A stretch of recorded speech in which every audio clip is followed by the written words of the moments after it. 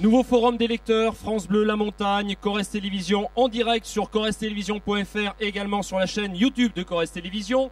Le thème de ce forum est ailleurs. Nous recevons Félag pour Un espoir des espoirs aux éditions Jean-Claude Lattès, Sylvain Prudhomme pour Les Grands aux éditions Gallimard et enfin Serge Filippini pour Rimbaldo aux éditions de la Table Ronde. Ce forum est animé par Baptiste Liger du magazine Lire.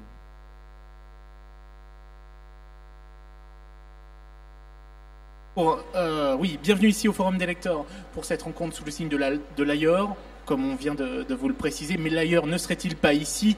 Vaste question, c'est ce qu'on va voir avec nos invités ici présents. Donc, Serge Filippini, Sylvain Prudhomme et Félag pour leurs derniers ouvrages. Je vais commencer avec vous, Sylvain Prudhomme. Ce roman intitulé Les Grands aux éditions Gallimard, enfin dans la collection L'Arbalète, qui nous plonge dans le milieu de la musique et d'un groupe très particulier qui s'appelle le Super Mama Jumbo. Alors Sylvain Prudhomme, qu'est-ce que c'est ce groupe, le Super Mama Jumbo? Alors c'est un groupe de Guinée-Bissau. Moi il se trouve que j'habitais tout près de ce pays-là. J'habitais pendant 2 ans en Casamance et c'était la musique que j'écoutais là-bas tout le temps. C'est un groupe qui a été très célèbre à la fin des années 70, au début des années 80, qui a à ce moment-là tourné dans le monde entier. Et dont les musiciens aujourd'hui conservent une aura. Ils appartiennent à l'histoire de la musique africaine. C'est d'anciennes gloires un peu. Et voilà, moi j'avais envie de raconter. Les personnages sont les grands, c'est ces anciens du groupe, les musiciens qui ont été comme ça auréolés d'une carrière très très prestigieuse et qui aujourd'hui vivent assez modestement à Bissau. Et je suis allé un peu à leur rencontre, voilà, j'en ai fait une fiction. Voilà. Alors ils ont signé de nombreux tubes, on les surnomme même parfois les Rolling Stones africains, j'ai lu ça ci et là, mais pour autant, il s'agit bien d'un roman, et la preuve d'ailleurs, le personnage principal est un membre fictif de ce groupe, n'est-ce pas Sylvain Prudhomme? Voilà, je voulais pas faire un livre qui soit absolument documentaire ou qui soit un livre pour spécialistes d'histoire de la musique africaine. Donc j'ai petit à petit s'est imposé le parti pris de la fiction.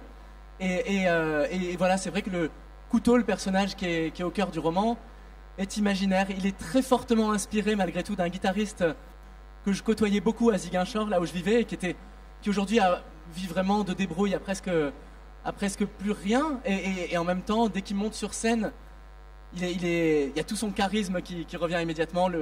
Et j'avais envie de raconter cette trajectoire de quelqu'un comme ça qui a connu un très grand succès et qui aujourd'hui vit très simplement et en même temps qui a été tellement gâté par la vie, tellement qu'il n'a pas du tout d'amertume. J'ai voulu raconter un vieux heureux, quoi. Enfin, moi, c'est comme qui m'apparaissait cet homme.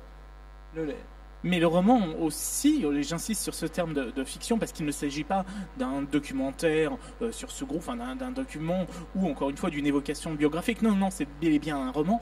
Et j'allais dire, c'est aussi un roman d'amour, Les Grands. Oui, c'est vrai, voilà. Là, y a tout, en fait, ça se passe, toute l'histoire se passe en une soirée.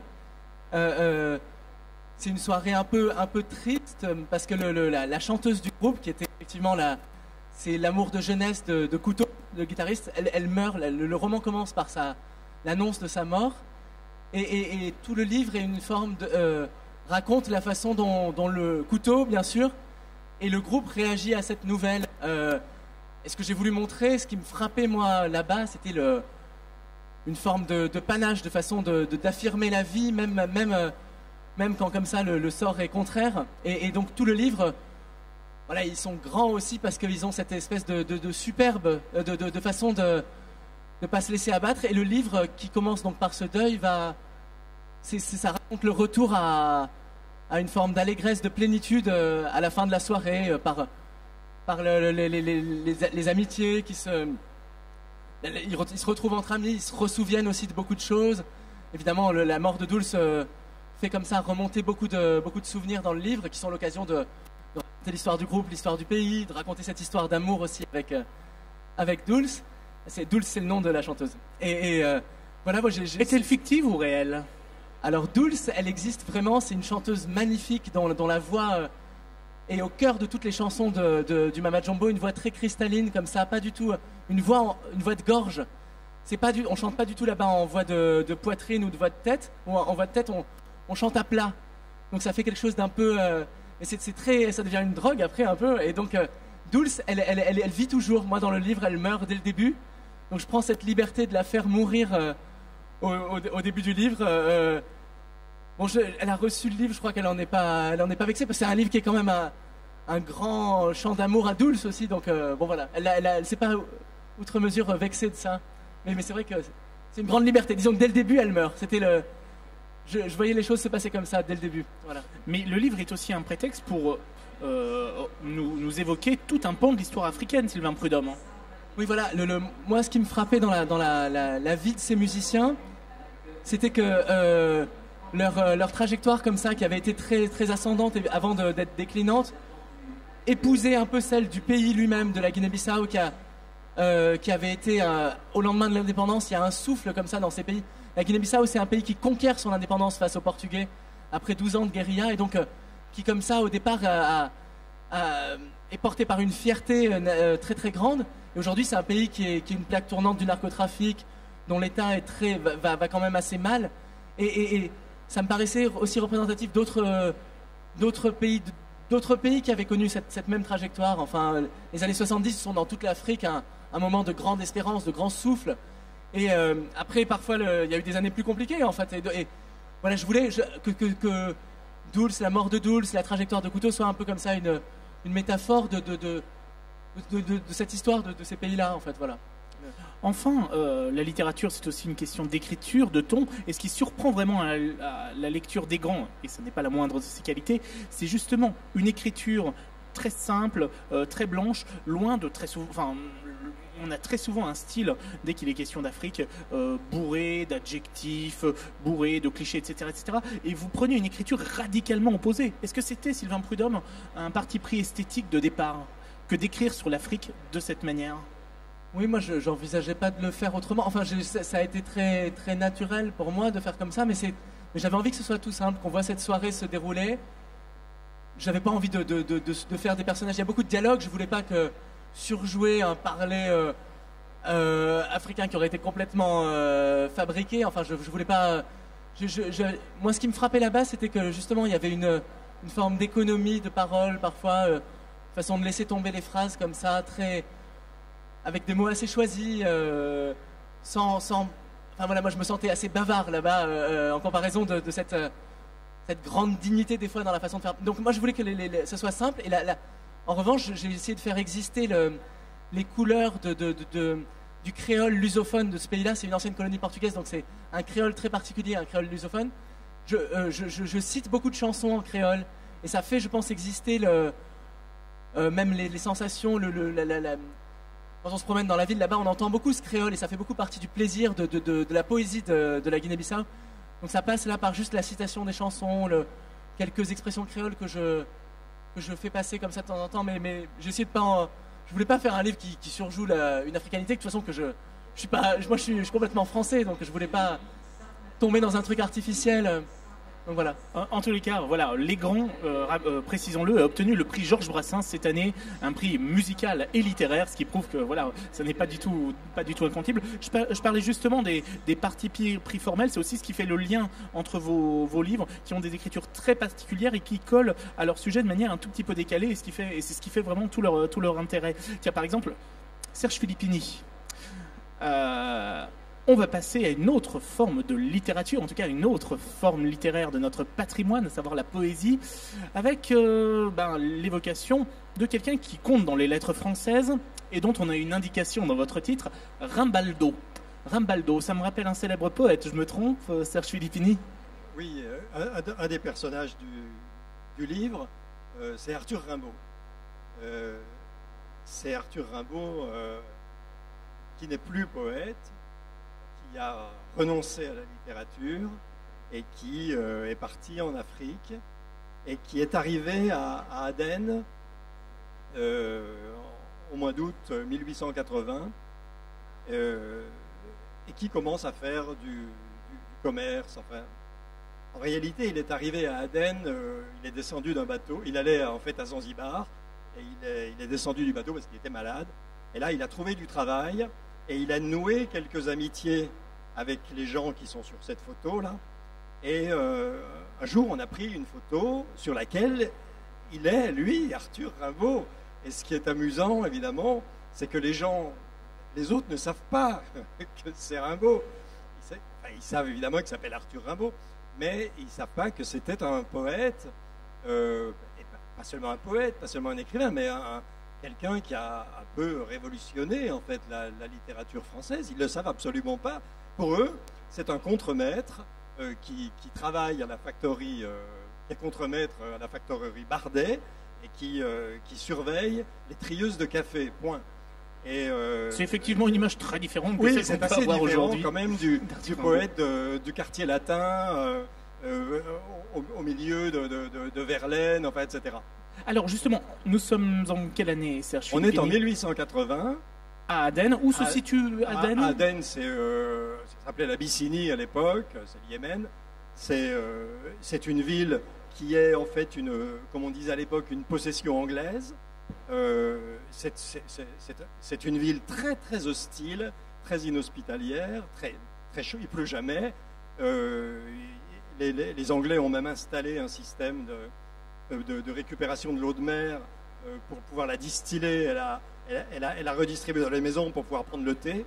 Et donc il y a ce fameux hôtel assez célèbre qui s'appelle l'hôtel de l'univers, où tous les Occidentaux descendent quand ils débarquent à Aden, à Steamer Point, pas exactement. Quand ils débarquent là, ils vont dans cet hôtel, voilà. Et il y a là des gens qui un jour se réunissent pour faire cette photographie. Et puis sur la photo, il y a Arthur Rimbaud.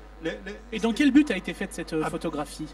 Je ne sais pas dans quel but elle a été faite.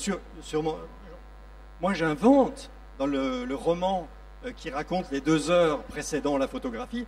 J'invente que le gérant de l'hôtel de l'univers s'était mis en tête de faire une photo de lui et de ses amis à des fins publicitaires, pour faire de la publicité pour son hôtel. Mais évidemment, c'est une invention romanesque. Car, insistons-le, c'est un roman. C'est un roman, voilà. Mais qui est fait à partir de personnages historiques, puisque bon, il y a Rimbaud qui est un personnage historique, et les autres, on connaît leur biographie, on connaît leur nom, on sait un certain nombre de choses sur elles. Et donc j'ai inventé un petit peu les conflits, parce que là ils ont l'air d'être pose pour la photographie, évidemment, tout va bien, mais comme c'est un groupe d'êtres humains, il est probable qu'il y a d'énormes conflits entre eux, et c'est ces conflits qui remplissent en fait le roman. Alors, comment avez-vous entendu parler de cette photographie? J'en ai entendu parler dans la presse, parce qu'il faut préciser, peut-être les gens ne le savent pas, cette photographie est sortie de terre, si je puis dire, il y a 4 ans. C'est vraiment très très récent. Elle était dans des cartons depuis 1880, en gros, c'est ça. Et elle est ressortie il y a 4 ans. Elle a été découverte par 2 libraires. Ça a donné lieu à beaucoup d'articles de presse. Et moi, je m'y suis intéressé, pas tellement pour la polémique, mais parce que c'est une belle photo. C'est une photo intéressante qui dit beaucoup de choses, qui contient, comme beaucoup de photos, qui contient une potentialité, qui contient un roman en elle-même. Et j'ai vu tout de suite ce que je pourrais en faire. Voilà. Et par la suite, la polémique évidemment s'est poursuivie. Cette photo est devenue très très célèbre dans le monde entier. C'est une des photos qui est les plus regardées sur Internet. Et finalement, la polémique elle-même, elle s'est interrompue au printemps dernier, quand on a fait les analyses d'anthropologie biométrique, où on a montré qu'à 98%, c'était bien le visage de Rimbaud, mais plus le contexte, enfin, etc. Mais finalement, peu importe. C'est surtout ce que ça nous dit finalement, sur la photographie, sur les gens qui partaient là-bas, sur Rimbaud lui-même. Justement, on peut trouver... Est-ce qu'à travers ce livre, Serge Filippini, à travers toutes ces personnes qui l'entourent, vous n'avez pas cherché, à travers ces témoignages et ces regards, fictifs évidemment, de faire le portrait de Rimbaud et de toute sa complexité? Ben oui, bien sûr, puisque en 1880, au moment où Rimbaud est à Aden, à Paris, les gens disent, mais Rimbaud, où est-il? Les gens, t'as eu des nouvelles de Rimbaud? Parce que Rimbaud, il a quand même vécu avec eux, avec les poètes, pendant plusieurs années. Il s'est même rendu célèbre. Il n'arrêtait pas de... Il était insolent, il était désagréable. Enfin bon, il a laissé une trace, quoi. Eh bien là, c'est un peu la même chose. C'est-à-dire que on veut faire la photo, mais il manque quelqu'un. Mais où est Rimbaud? Il manque plus que lui. Et voilà, tout est construit. C'est une espèce de petite comédie, en fait. Alors Serge Filippini, est-ce que vous pourriez nous donner des indications sur ces personnes qui sont autour de Rimbaud sur cette photo et qui sont des personnages à part entière du livre? Voilà, ce sont essentiellement des explorateurs, dont l'un va bientôt mourir puisqu'il va être exécuté au cours d'une exploration. Il y a au centre, qui est assis avec le pyjama, là, le fameux pyjama, c'est le gérant, c'est lui qui dans mon histoire veut faire absolument cette photo publicitaire.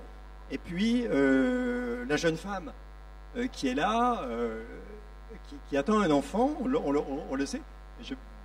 Et même j'ai reçu l'autre jour un coup de téléphone d'un descendant du bébé qui est dans le ventre de la dame, c'est quand même assez amusant. Et on sait pas mal de choses sur elle, et qu'elle est mariée à un photographe qui était occidental, mais qui est établi à Aden, qui d'ailleurs est lui-même sur la photographie, et qu'elle elle va le quitter. Après la naissance de l'enfant, elle va le quitter pour partir avec un explorateur italien. Et donc j'ai utilisé un petit peu ce tropisme italien pour organiser une rencontre avant la prise de la photo entre l'Italie est d'ailleurs très souvent présente dans vos livres. Voilà. Une rencontre entre elle lui offre son amour à Rimbaud. Et comme chacun sait, Rimbaud passe sa vie. C'est assez triste, la vie de Rimbaud. Hein, c'est très très triste. Je ne veux pas dévoiler le livre, mais il refuse, une fois de plus, il refuse l'amour. Voilà. Par ailleurs, on parlait justement de parti pris formel avec Sylvain Prudhomme. Il y a quelque chose vraiment de profondément théâtral dans votre écriture. Est-ce que ça faisait partie de votre démarche initiale en écrivant ce roman, Serge Filippini? En fait, la première chose que j'ai écrite, c'est une pièce de théâtre. Donc, et comme je n'ai pas réussi à la faire jouer, je ne voulais pas rester avec ce truc qui restait dans mes tiroirs. Je l'ai reprise complètement pour en faire un roman. Alors, j'ai conservé les dialogues, mais j'ai approfondi les biographies, les flashbacks sur la biographie des personnages. Mais j'ai gardé cette structure très dialoguée, avec de l'action tout le temps, où il se passe tout le temps quelque chose, les gens arrivent, il y a des conflits qui surgissent entre les gens.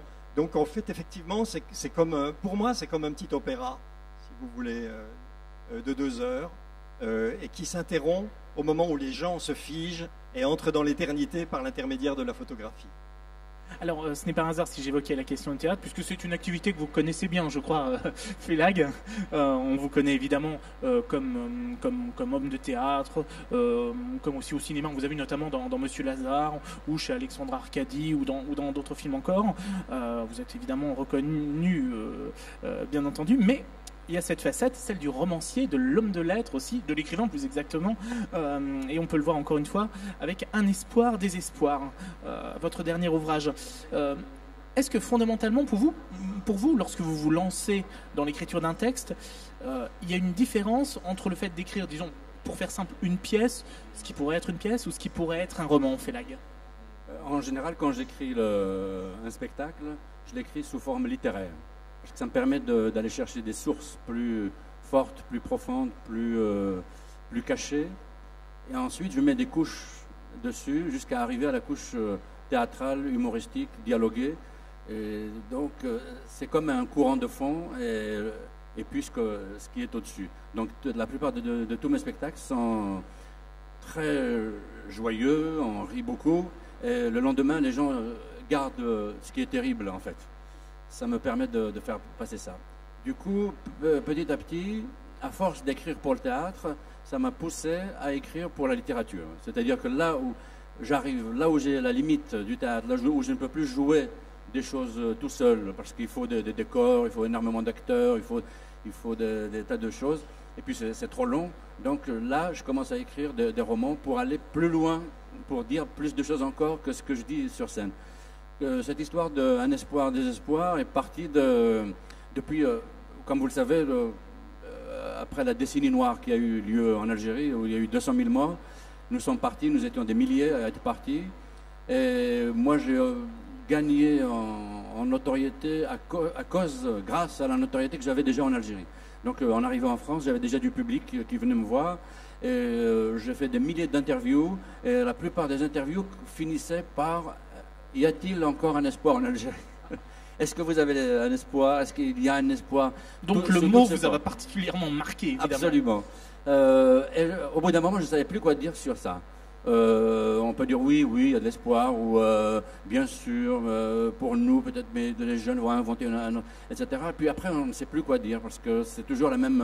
c'est un peu une question bateau, quoi. Et un jour, pour aller pousser encore plus loin, un ministre algérien dans un dîner m'a dit « Félag, toi qui vis de l'intérieur les choses, qui les ressent, qui est imbibé de ça, de toute l'âme populaire, il m'a dit « Est-ce que tu as de l'espoir en Algérie ?» Il était ministre au gouvernement.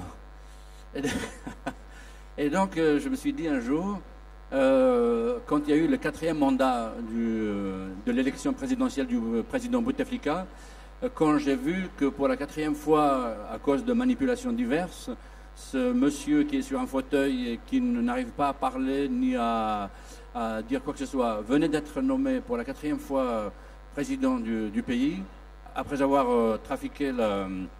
refait une loi à l'Assemblée lui permettant de demander un autre mandat. Et là, je me suis dit, je vais écrire quelque chose sur l'espoir. Et donc, j'ai situé ces deux personnages dans un café. Justement, j'allais vous dire, le livre naît aussi d'une conversation de bistrot. Absolument, c'est une longue brève de comptoir, en fait. Pourquoi Ménilmontant? Pourquoi un bistrot? Tout simplement parce qu'il y a 20 ans, la plupart des gens qui, comme moi, étaient des artistes, des fonctionnaires, des peintres, des dessinateurs de presse, enfin toute la petite nomenclatura, disons, intellectuelle, la classe moyenne, allait souvent à Ménilmontant, au quartier du Ménilmontant, dans le 20e arrondissement de Paris. Et c'est là où il y a des associations, il y avait des associations, des cafés, des bistrots d'Algériens, et qui nous accueillaient. Ça devenait un peu c'était notre ambassade. Nos ambassades, c'était les bistrots. Donc on buvait des coups, et en même temps on retrouvait les copains. Ah ben toi aussi t'es parti, que devient ceci? C'est un peu moins austère d'ailleurs, voilà, on va dire. On se donnait des nouvelles, on se retrouvait là, on se donnait du courage, on s'entraidait. C'était un peu comme tous les migrants qui partent, ils ont toujours un lieu de rencontre. Et nous, tous venus d'Algérie après les menaces des différentes parties, c'était Ménilmontant qui nous avait accueillis en premier. C'était un peu notre mec, quoi. Et donc, tous nos traumatismes, nos désillusions, nos rêves, on les a partagés dans ces cafés-là. Et je voulais rendre un hommage à ce quartier magnifique, à ce quartier populaire, qui est très mélangé d'ailleurs sur le plan des peuples, et à ces cafés qui ont été d'une grande générosité, parce que parfois on buvait des coups, on ne payait pas. Il y avait toujours quelqu'un pour vous me donnerez l'adresse, hein, refiler un petit peu d'euros, de francs à l'époque pour nous aider. C'est de là que partaient les projets aussi, on créait des projets ensemble. Et donc il y avait une humanité extraordinaire dans ces cafés. Et 20 ans après, je voulais faire une sorte de bilan émotionnel de ces 20 ans, puisque en janvier, moi ça fera exactement 20 ans que je suis en France. Et je me suis dit, je vais faire un bilan, pas du tout l'histoire des 20 dernières années, ni des 50 dernières années algériennes comme un historien ou comme un politicien, mais plutôt de façon émotionnelle. Par quel canal émotionnel on est passé et où en est-on aujourd'hui. Et ça passe par la trame du livre, au départ, et à travers 2 générations symbolisées par 2 personnes. C'est ça. C'est 1 et 2. Ce sont les noms des personnages, 1 et 2, voilà. Absolument. Un peu comme Dubillard qui utilise souvent 1 et 2. Parce que ça permet de s'identifier plus facilement. On s'identifie en fonction de ce qu'on ressent à 1 ou à 2. Si je donne des prénoms, ça limite, ça devient le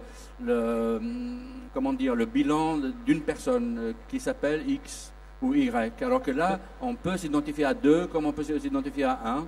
Alors qui sont ces individus chiffrés, Félag? Alors ces individus donc, se retrouvent dans un bistrot de Ménilmontant.